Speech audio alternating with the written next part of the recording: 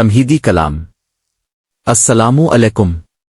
آج کی اس ویڈیو میں ہم سورۃ عمران کی آیات 189 تا 194 کا آسان مفہوم اور خلاصہ سمجھیں گے۔ ان آیات مبارکہ میں کائنات کی تخلیق میں اللہ کی نشانیاں، اہل عقل کی پہچان اور ان کی بارگاہ الہی میں عاجزانہ دعاؤں کا ذکر ہے۔ آئیے مفہوم اور خلاصہ کا آغاز کرتے ہیں۔ آیت 189۔ مفہوم: آسمانوں اور زمین کی تمام تر بادشاہی اور اقتدار صرف اللہ ہی کا ہے اور وہ ہر چیز پر کامل قدرت رکھتا ہے۔ آیت 190۔ مفہوم: بے شک آسمانوں اور زمین کی پیدائش میں اور رات اور دن کے ایک دوسرے کے بعد باری باری آنے جانے میں عقل مندوں کے لیے اللہ کی قدرت کی بہت بڑی نشانیاں ہیں۔ آیت 191۔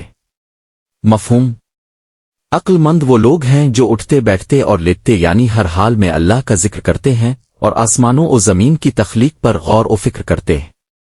وہ پکار اٹھتے ہیں کہ اے ہمارے پروردگار، تو نے یہ سب کچھ بلا مقصد اور فضول پیدا نہیں کیا، تو ہر عیب سے پاک ہے، پس ہمیں دوزخ کے عذاب سے بچا لے۔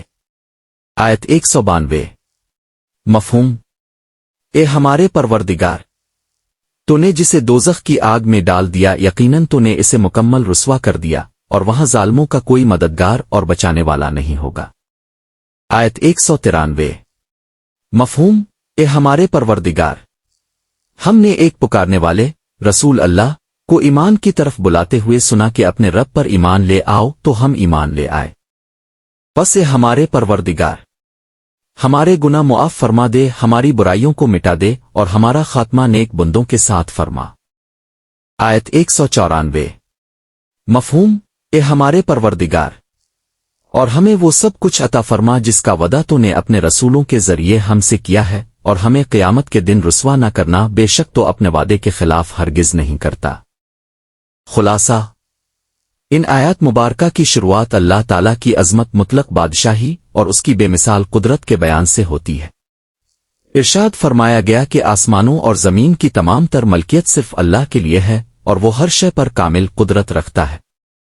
اس کے بعد عقل و شعور رکھنے والے انسانوں کو کائنات کے نظام پر غور و فکر کرنے کی دعوت دی گئی ہے کہ زمین اور آسمانوں کی پیدائش اور رات اور دن کا ایک دوسرے کے بعد باری باری آنا جانا محض اتفاق نہیں، بلکہ ان لوگوں کے لیے اللہ کی معرفت کی بہت بڑی نشانیاں ہیں جو عقل سے کام لیتے ہیں۔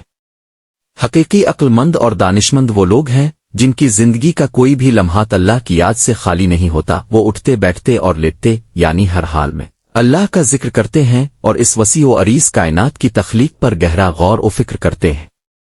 کائنات کے اس تدبر کا نتیجہ یہ نکلتا ہے کہ انسان کا دل پکار اٹھتا ہے کہ اے ہمارے پروردگار، تو نے اس عظیم نظام کو بلا مقصد فضول پیدا نہیں کیا، بلکہ اس کے پیچھے ایک حکمت ہے اور انسان کو اپنے اعمال کا حساب دینا ہے۔ یہی فکر آخرت انہیں بارگاہ الہی میں عاجز بنا دیتی ہے اور وہ اللہ کی پاکی بیان کرتے ہوئے جہنم کے دردناک عذاب اور اس دن کی رسوائی سے پناہ مانگتے ہیں، کیونکہ جس کو دوزخ میں ڈال دیا گیا وہ سچا رسوا ہو گیا۔ اس کے بعد وہ اپنے سچے ایمان کا گواہ پیش کرتے ہیں کہ جب انہوں نے رسول اللہ کی طرف سے ایمان کی پکار سنی تو بلا جے کا لبیک کہا۔ اسی ایمان کے وسیلے سے وہ اللہ سے التجا کرتے ہیں کہ ان کے گناہوں کو معاف فرما دیا جائے، ان کی برائیوں اور غلطیوں کو یکسر مٹا دیا جائے اور ان کا خاتمہ نیک و صالح بندوں کی میت میں ہو۔ آخر میں وہ اللہ کی رحمت پر کامل بھروسہ رکھتے ہوئے یہ دعا کرتے ہیں کہ جو وعدے رسولوں کے ذریعے کیے گئے ہیں وہ انہیں نصیب ہوں اور قیامت کی رسوائی سے وہ محفوظ رہیں، کیونکہ اللہ اپنے وعدے کے خلاف کبھی نہیں کرتا۔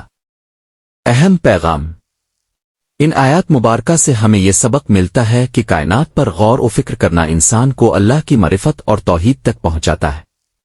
حقیقی دانشمندی یہ ہے کہ انسان ہر حال میں اللہ کا ذکر کرے، اپنے گناہوں کا اعتراف کرتے ہوئے عاجزی کے ساتھ معافی مانگے اور دنیاوی فائدوں کے بجائے آخرت کی رسوائی سے بچنے اور نیک لوگوں میں شمار ہونے کی فکر کرے۔